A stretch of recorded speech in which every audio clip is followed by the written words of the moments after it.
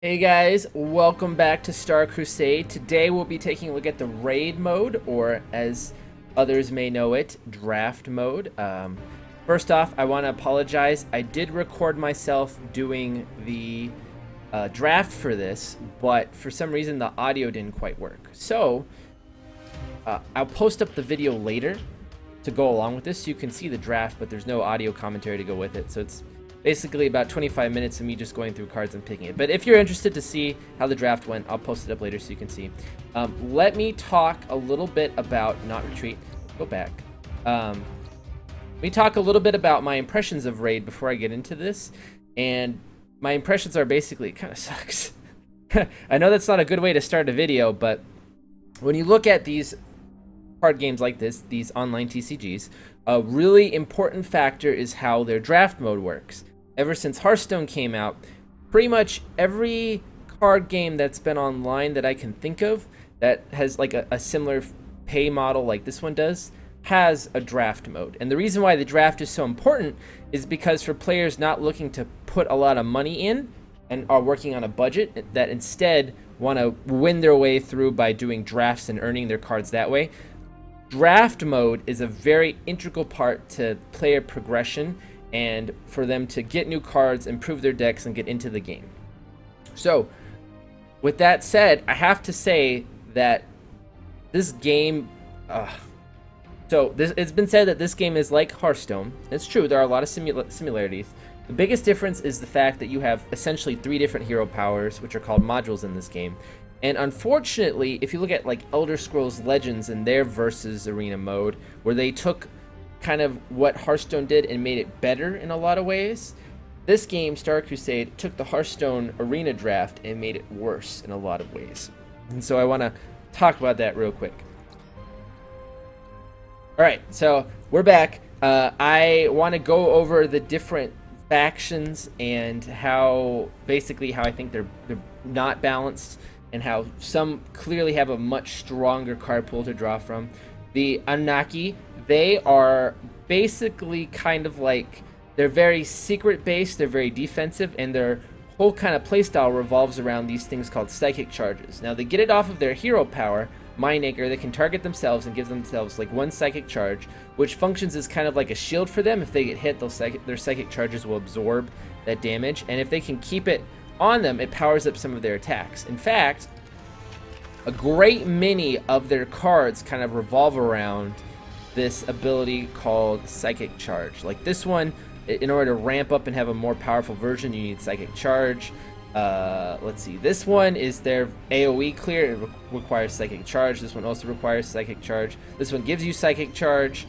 And this is kind of the problem, is that a great deal of their damage and a great deal of their cards revolve around Psychic Charge. And if you don't get Psychic Charge cards, you're not going to have a lot of synergy. You're just going to have these like mediocre kind of weak cards. I mean, they do have some strong cards like Subjugate, so when an enemy minion attacks you with 2 or less attack, you just get it, which is awesome. And they have other really good secrets like that, but they don't have any really strong removal. They don't have any strong they don't have very strong minions. They're just kind of, they're without their Psychic Charge, they are in a pretty bad spot. I mean, they do have Telekinetic Blast, which is pretty good.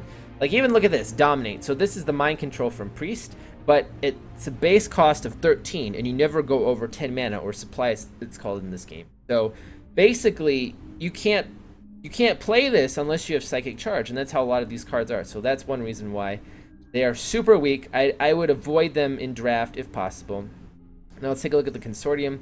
These guys are basically shamans, but instead of overcharge, as it's where in Hearthstone you can play cards that basically you pay half the mana cost at the beginning and then you lose a little bit of mana on your next turn. It's called credit in this game, and this faction completely revolves around the idea of mercenaries and credits. And the problem is that their units on their own, it's the same kind of deal with the Anunnaki, they suck on their own. In order to be good, you need to have lots of mercenaries and lots of credit cards. And if you don't have those, then you just have these like really, really lukewarm cards that on average are going to be inferior to an opponent that has like better class cards. So that's the main problem with these two factions. And then the third faction I want to talk about is the Shanti.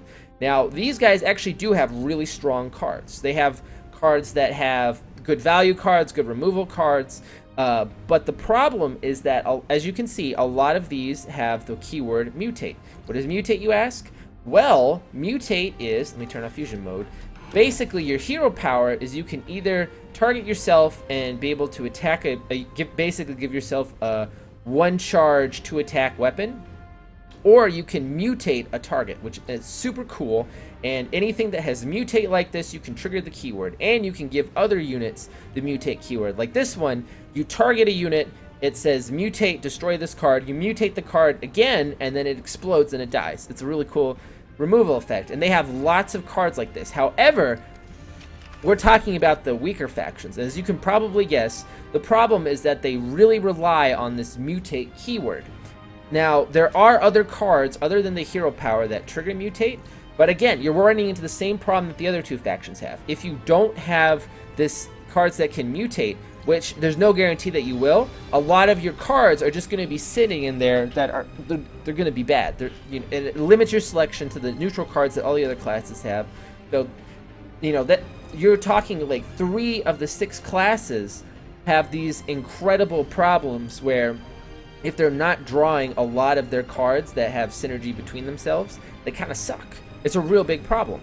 And the balance problem doesn't end there. So let's talk about the 2 factions that I think are actually in a decent spot. We'll start with the Terrans first. These guys, they have the Paladin hero power, and what they're focused on is firepower, or as you might know from Hearthstone, spell power. They have lots of units like this that give +1 to spell power, or firepower as it's called in this game, and they have lots of decent damage attacks, so that makes them pretty decent. They also have a lot of ways to buff their little dudes, and they're just an all-around pretty decent class. They don't have anything that's overpowered, but they have access to a lot of different tools, and they have a pretty well-rounded kit that puts them in a pretty good spot. So these guys are pretty decent. The other one that I feel is in a good spot is the Harijgrog. I'm never gonna say this right. The Harijgrog. And these guys, their hero power is the Mage's Fireball, and they're all about, they have the warrior side where they've got weapons, and they're all about damaging their own units, and they've got some pretty good card draw that comes off of damaging their own units. But they're also all about buffing up their little dudes, putting out little dudes, sacrificing guys to do effects, so they're more aggro, mid-tempo oriented. So a lot of their cards synergize well with the neutral cards, which can fit the holes that their deck list leaves open. So these guys are also a pretty solid pick. But the problem is the hierarchy. So as the first 3 guys that I talked about, as underpowered as they are, these guys are overpowered. So their default hero power that you have access to is called Nanite Conversion. It's the Priest Heal. They also have access to what is essentially the Soul Siphon as a common card, which you destroy a unit and you get its health back. They have what is essentially Firestorm, which for every friendly unit you have on your side of the field, you'll deal 1 damage to everything on the other side of the field, which is insane. They also have the Northshire Cleric effect in a 0-cost tactic that you put it on the card, and when you heal that card, you get points back. And then on top of that, they're also a clan kind of tribal deck where they build around cyborgs. They have lots of cards that buff other cyborg cards, which they also have lots of shield cards. And shield in this game is Divine Shield, as you might guess. So they've got healing, they've got Divine Shield, they've got really effective removal, they've got big guys. These guys have everything that you could ever want. And I was lucky enough to draft these guys in my raid deck, but right off the bat, you've got major imbalances between the 6 different factions that can really lend themselves to very different levels of quality when it comes to your decks. Now, another thing that really frustrates me is the fact that you do have 3 modules, but for some reason they decided to randomize the modules that you get. Now you'll see here I've got Compression Algorithm and Nanite Conversion, which are the 2 normal ones, But this could have been anything. Like, I could have gotten all 3 of these shelling cards. And I've seen players that literally have 3 copies of the same thing. If it's an energy, so like, just stop it and think about that. Think if you're playing Hearthstone and your opponent has the option to use 3 fireballs. So for 6 mana, deal 3 damage to whatever they want. You might be thinking, well, you know, like, that's awful, 6 mana to do 3 damage, but that's consistently that they can do at any point. And that means that essentially their late game is like taken care of, because it doesn't matter if they just draw 1-drops and 2-drops. If they can keep dealing 3 damage every time, they can get incredible value, or they can just like rip your face off. And it's inconceivable the amount of power that and variation that you can see because of the fact that they randomize these hero powers. And I've had matches where I've lost single-handedly because they had a better combination of hero powers than I did. It is infuriating. And to top it off, like I said, when you were looking at those other factions, some of them rely very, very heavily on you getting your hero power. And if you get a faction that requires you to have that hero power, like you have to have access to mutate, and you don't get it, but it's really frustrating. And it's a big, big problem that I have with this mode. Now, to further compound that, the way how this works, instead of just getting in the arena and doing like, you know, like your best, if you can go 12, it's an automatic win. If you can go, you lose 3 times, it's like that. No. Instead, you have this intergalactic map, and what you do is you go around from planet to planet to planet, capturing planets, and these are essentially matches. I know it says difficulty easy. It's not easy. It just pairs you up with whoever it can find. And the faction doesn't matter. These are just like matches. The only thing that matters about this interface, which by the way is very deceiving, is battles to capture, which represents how many times you have to fight that planet, how many matches you have to win to take it, and sometimes you get additional rewards. This, I believe, that's scrap. So you win scrap, which are basically materials that you use to craft cards. You can win money, and you can win cards. And here's another problem that I have. You get like 1 scrap, 10 credits, and 1 card.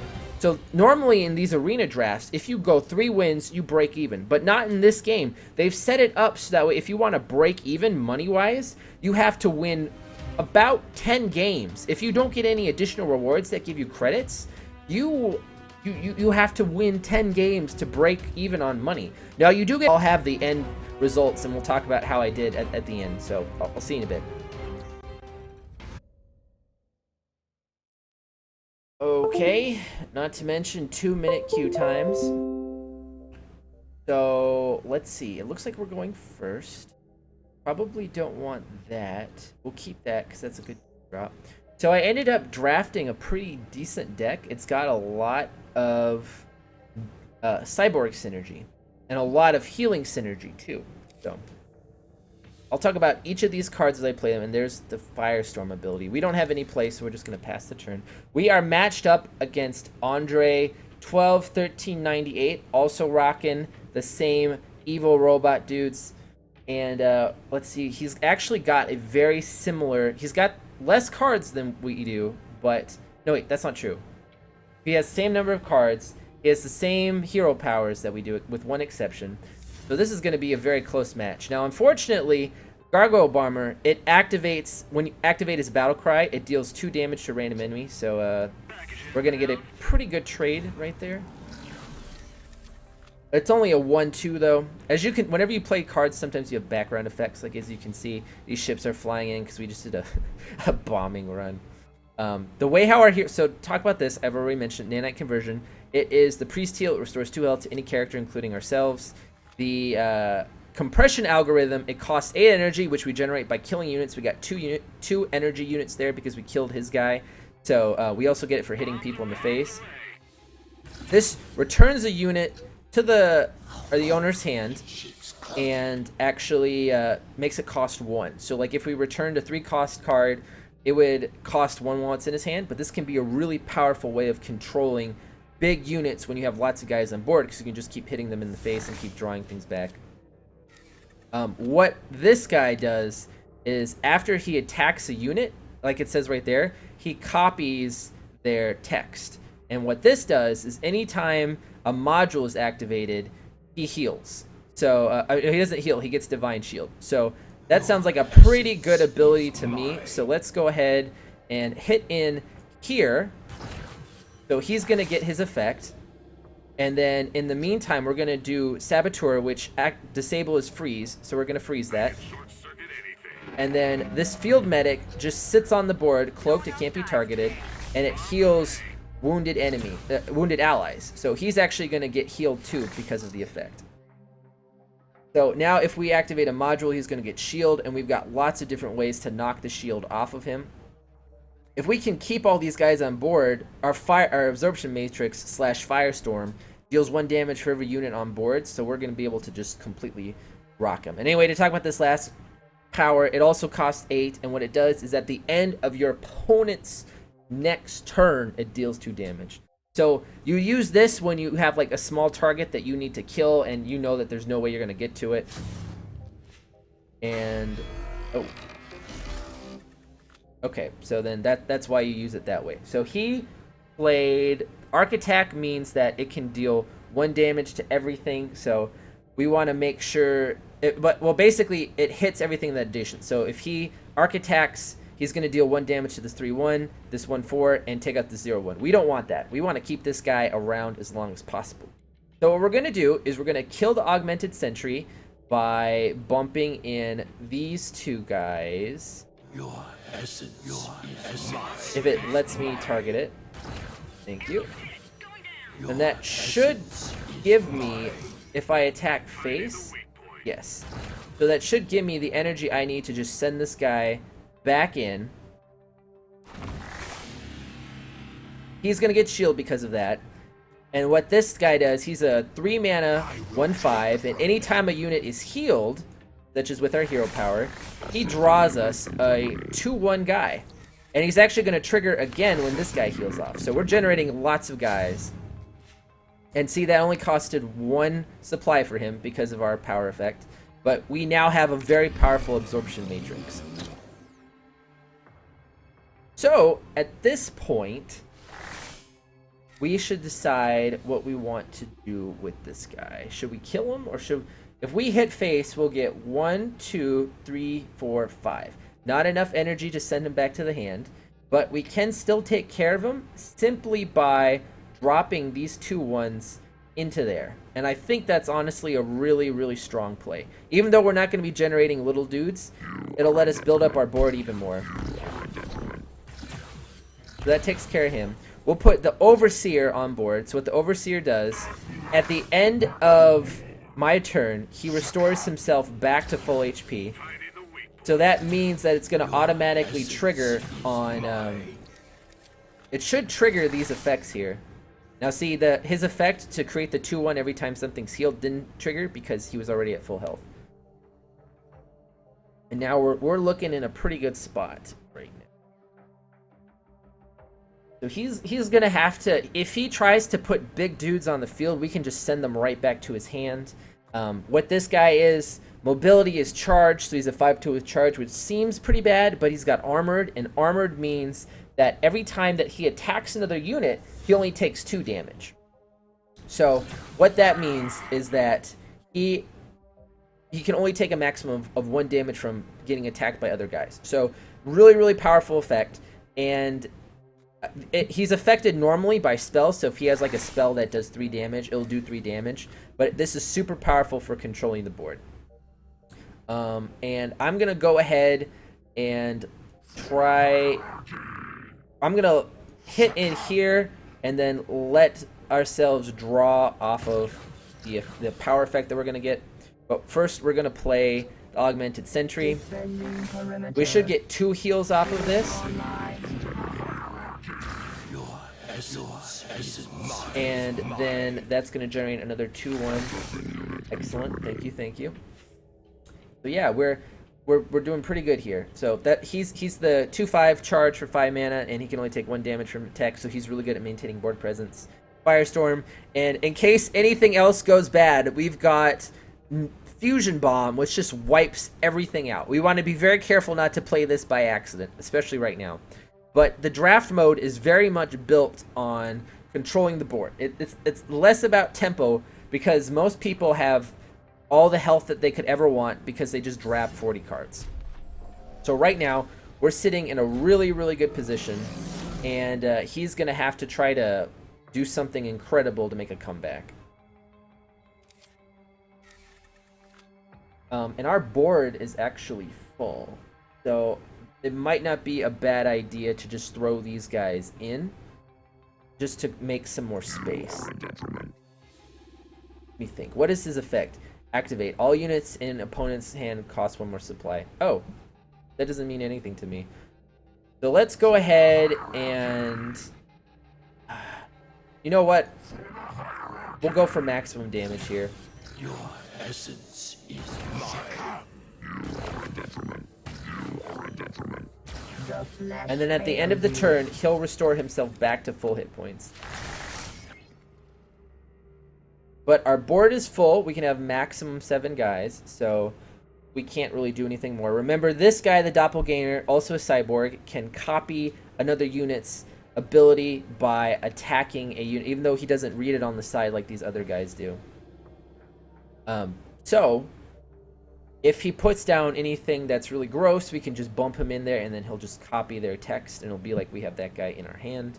We have a very commanding lead with 21 energy. If he plays anything like truly awful, we can just send it back. But we're doing really well here, and I honestly don't really see a way out for him.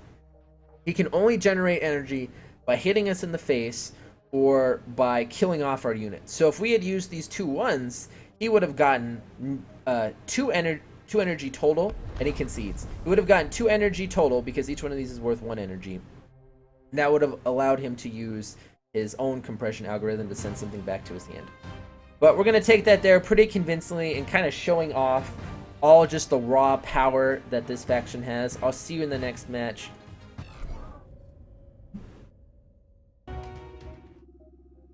Oh, right. Let's see what we got. We're going first. These 2 cards have kind of anti-synergy, so I'm going to mulligan and hope for a 2-drop. Yay, we got a 2-drop. So we're just gonna bump that field medic out right there, and then we've got a really good combination with our shock trooper. And now here's what I was talking about. So we got that faction that's all based on mutations. Guess what they don't have in their hero powers? Mutation.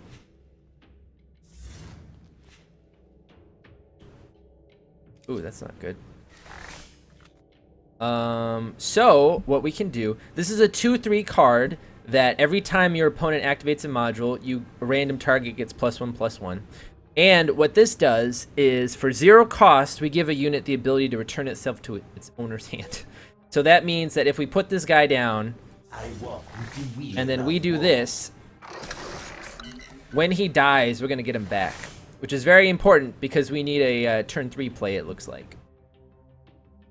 This card, every turn, it generates 1 attack, but not just every total turn, but every, like, full turn. And so he just goes for the straight aggressive play. Pretty powerful. It is going to generate him lots of energy, which is unfortunate. Hopefully we can stabilize. Hint, we probably will be able to stabilize.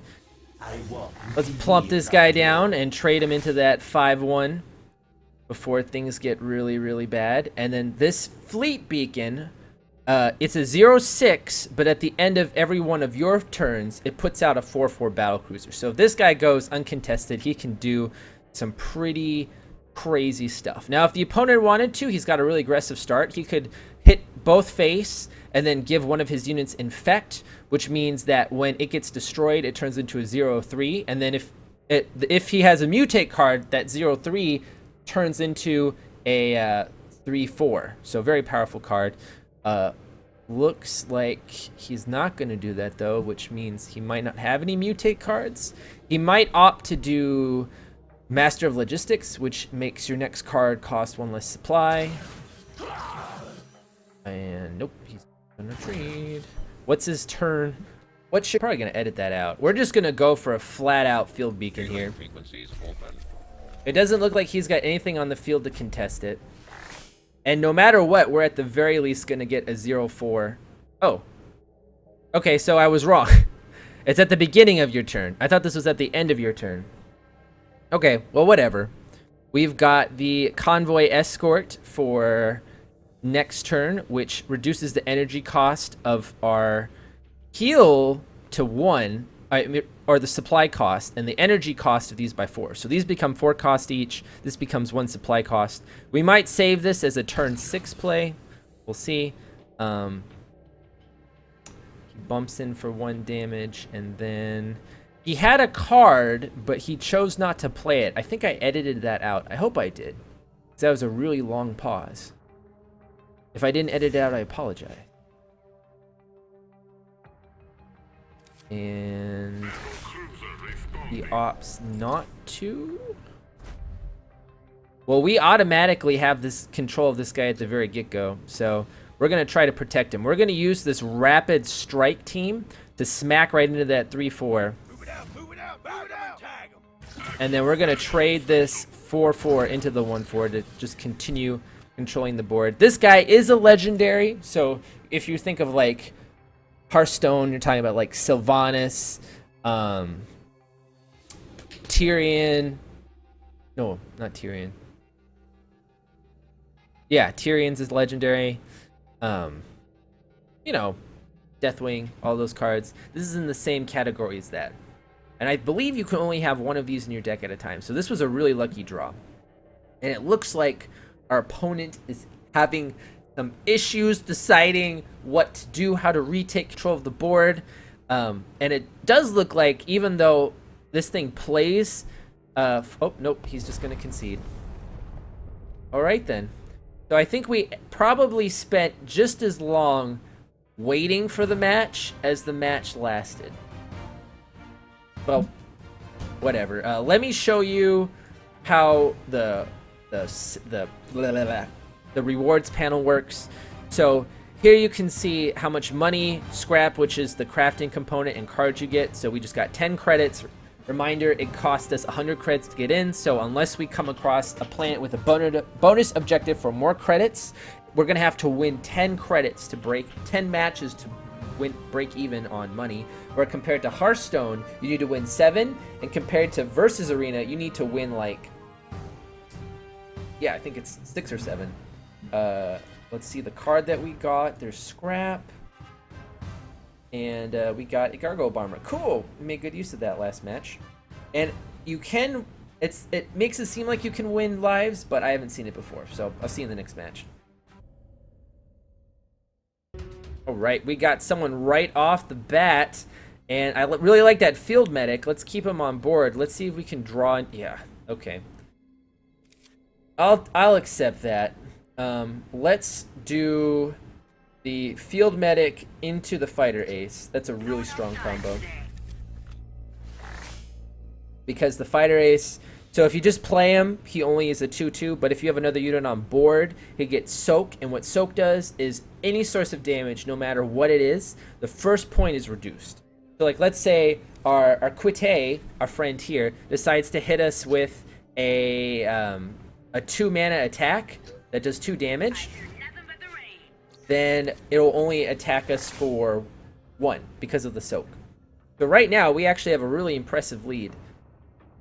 It's going to be difficult for him to do something if he doesn't start playing cards. He could choose to use his hero power to turn this into a 1-2, which would be kind of sad, but that also means that he counters our Doppelganger, because he can basically turn this into a 0-5 that will never attack. So this is kind of a dead card in our hand.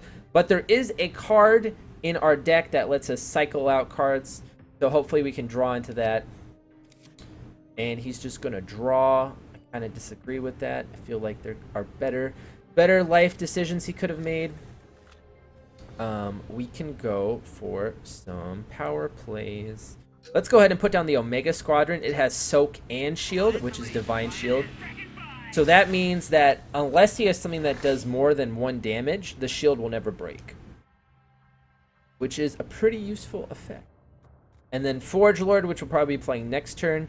When you play him, he causes the next Cyborg deployed to cost 2 less supply. So he's kind of like that dragon boyfriend from Hearthstone. I forget what he's called, but paladins have a dragon that reduces the cost of a next dragon by like 3 or something like that. He's like this for cyborgs.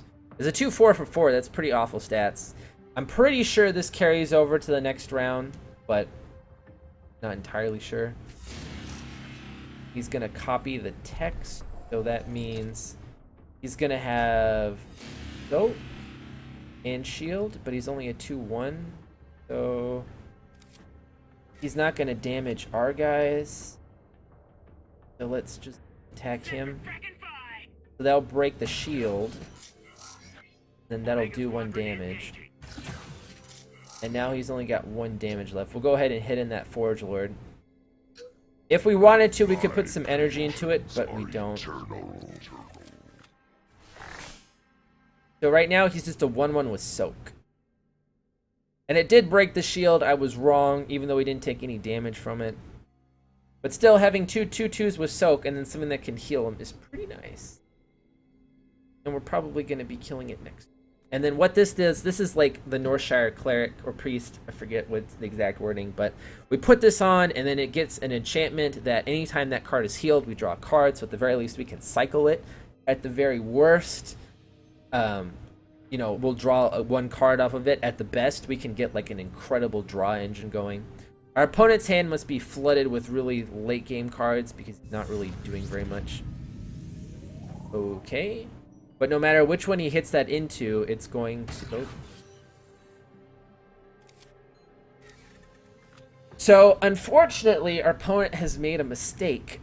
So what Zeal does is every enemy unit that's in play, you get +1 attack, which is what's making this 5-1. However, this is an impact card, which means it only affects the field while it's in play. And so because of that, if we were to say, I don't know, hit this 2-4 into this 3-2, it would suddenly lose that effect, which would let us trade quite evenly. You know what? I think I'll do that. That sounds great. We're going to play the Ripper. We're going to play the Blessing of Synthis. We're going to heal to draw a card, and then the heal coming off of our Battlefield Medic is going to proc it a second time. Oh, okay, Baseline Artificer. This is normally a 2-mana 2/3, but it has the effect, as long as it's on board, it's another impact card. We get 3 energy every time a unit's restored. So let's throw that guy down there, and then we'll draw a card and get 3 energy. Really nice combo there. And now you're seeing the cyborg synergy that this faction has. Yet another tool in its belt of ridiculous things that it can do.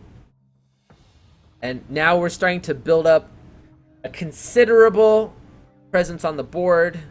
Our opponent is going to have to figure something out here, because things aren't going so well. Talk about his modules, what he's got. For 5 energy, he can restore 3 health at the end of my turn. Like, let's say he's got a damaged 1/5 on the board, and he puts that on there. It won't trigger until the end of my turn. So it's a very weak power. It can, you know, you basically have to hide a minion behind stuff in order for it to work. Then you've got this. He can target himself to give himself a psychic charge, which we talked about before, which, you know, powers a lot of his cards. And, oh, so he's going to do that right now. And he's going to do 1 damage to everything. Unfortunately, it's only going to kill off the medic. But we still have some pretty impressive options here. Let's go ahead and hit in with the 2/3. Heal it. See what we draw. Actually, let's play the Veteran Legionnaire just to get even more powerful impact cards on the field. Well, first we'll heal, because we're not going to be drawing any cards. What do we get? We get more energy. Ah, that would have been a great card to play. We'll play that next turn. So the Veteran Legionnaire, what he does is every time, he's a 2/5 for 4 mana. Every time we play a card, he ends up doing, he gets +1 attack. So that's a lot of synergy with smaller cards like what we have in our deck here. And I got this power wrong, which is the power our opponent has. What this does is our opponent. No, wait, I do have it right. Target unit takes 2 damage at the end of opponent's next turn. So again, like the healing effect, but costs 3 more, and it's at the end of our opponent's next turn. So if we have lots of things hidden behind walls, we can throw that guy out. This is kind of gross, so we might want to just do, let's see, 1, 2, 3, 4, 5. If we do the Soul Devourer, it'll become a 3/3. And then we can use our Firestorm to just clear this guy out. But I'm not sure if that's what we want to do. Yeah, it is, because we've got plenty of it. We'll generate so much energy, we'll be able to keep whatever he plays at bay. So put this guy down, and then play our Firestorm, which should just completely destroy him. And then we'll go ahead and bump in this guy over here, and then we'll just start going face. And now no matter what he puts down, we're going to be able to repel it with our compression algorithm. And we basically just firestormed him there, and he's going to, even if he has nothing but big guys, it's going to be too slow for him to catch up. Especially with the kinds of cards that we have on field, and the fact that we're going to be able to essentially draw a card every turn by spending 2 mana. Yeah, so we can just send that back to his hand. Let's see if he plays something bigger. Otherwise, I honestly might just trade it in to keep growing our guys up.